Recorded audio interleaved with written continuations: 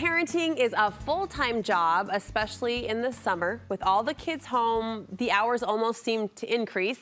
And with any job, burnout is possible. But with parenting, you can't call in sick. So if your parenting juice is running low and you're tired of saying no, Studio 5 parenting contributor Heather Johnson has the pick-me-up we all need. Oh, please.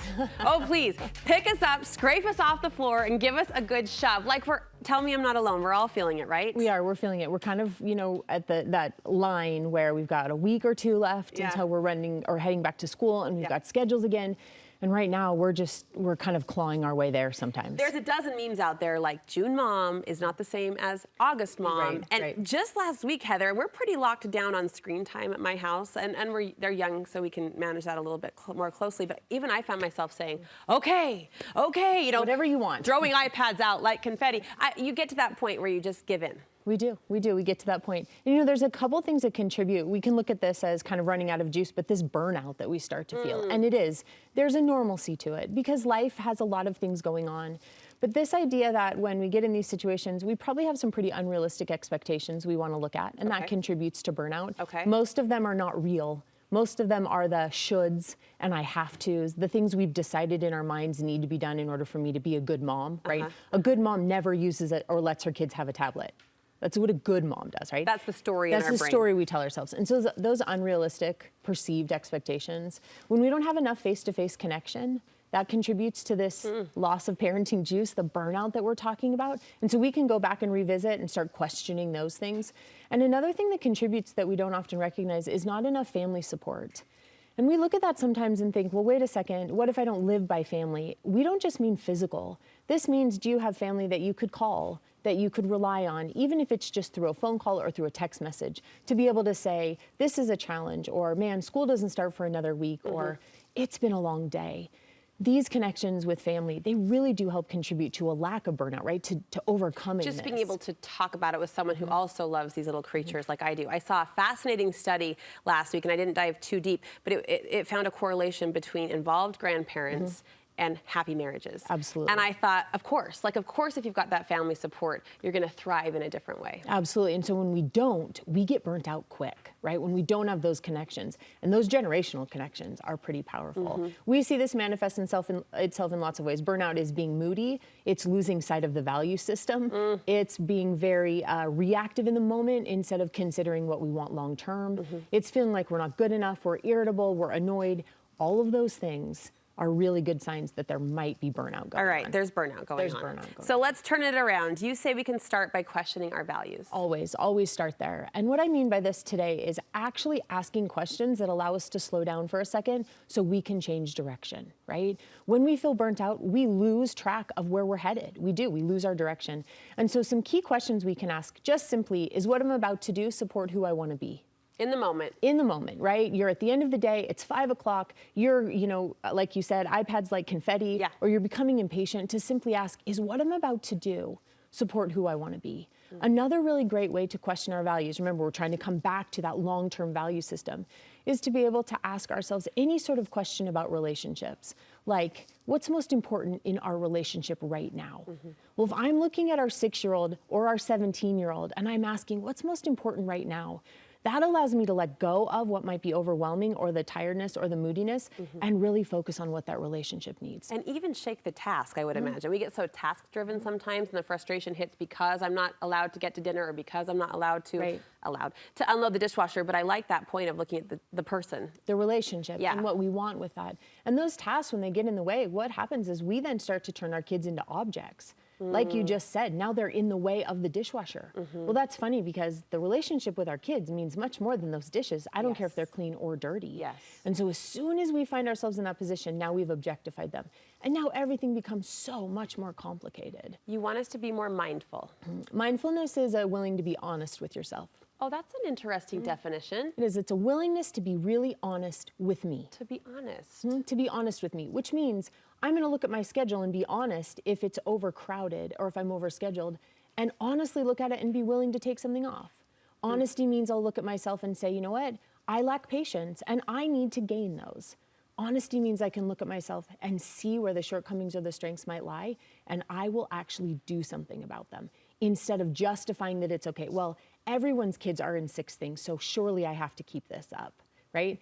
If we're not honest with ourselves, we're not being mindful. And if we're not being mindful, we can't actually overcome that burnout space to connect with our families again. We will continue to lose sight of our value system. So we got to start being really honest with us. It's okay. It's actually the healthiest way to live. We want to do that. We've seen more than a dozen viral videos of mom shut up in the pantry with a bag of Twizzlers, right? Or treat of choice. Right, When does right. that pause or that mommy timeout become valuable, or does it? So we want to find what our individual pause is. And what I mean by this is there are actually signs that we need a pause, right? There's signs of that. We know that anytime our negative emotion is going up, that should be a sign that I need to pause. Anytime I don't feel understood, that's a sign that I need to pause, right? And so we can start looking for those things. If you start feeling your negative emotion going up, whatever that looks like for you personally, that should immediately trigger in your head, I got to take a pause. And everyone's pause can look different.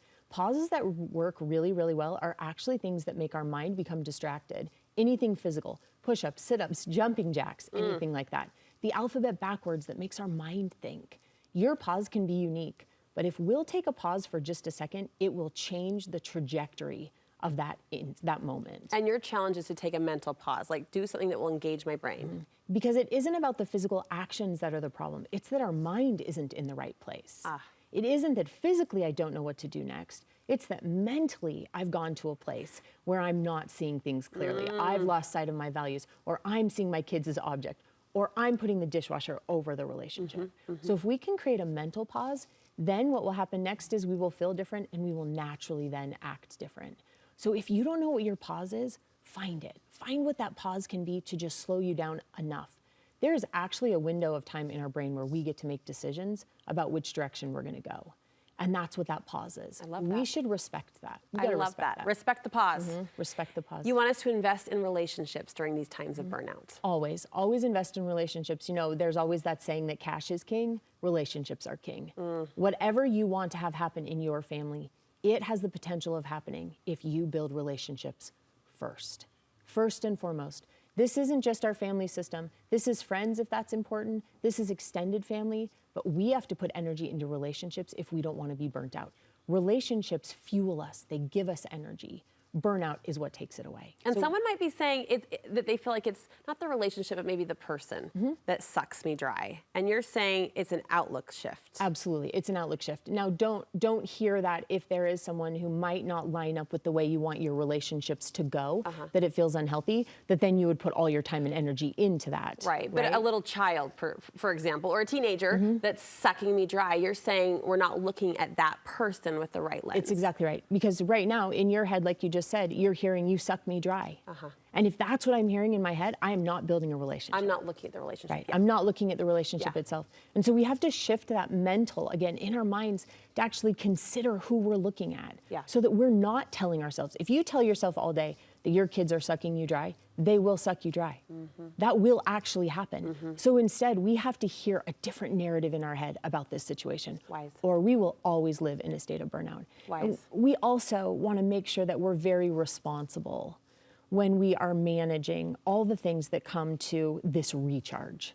When we need to recharge, which we all know when we need it, we feel that, we're not often responsible in the recharge. What do you mean by that? We want to make sure whatever we do to recharge sends us back to those little or big people with more energy, with a new mental frame of mind, with all that we need in order to love them and build relationships.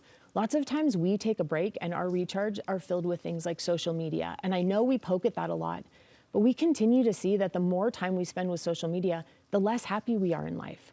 Social media promotes us to always compare.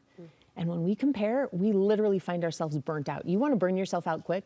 Compare. Spend all of your time recharging, comparing yourself to other people. So we've got to be really responsible. If your recharge doesn't send you back to them, more focused and in touch, we need a different recharge. I love the emphasis on the word responsible. Be responsible with your recharge, because the challenge is now on the table to be smarter and to be more thoughtful about how I'm spending those precious down minutes, because they are precious. They are. And we think that sometimes it's just the recharge that matters. It isn't. It's actually what we do, the activity, when we recharge. I love this. So needed. Heather, thank you so much. Heather has a private practice. You can contact her through the Studio 5 website.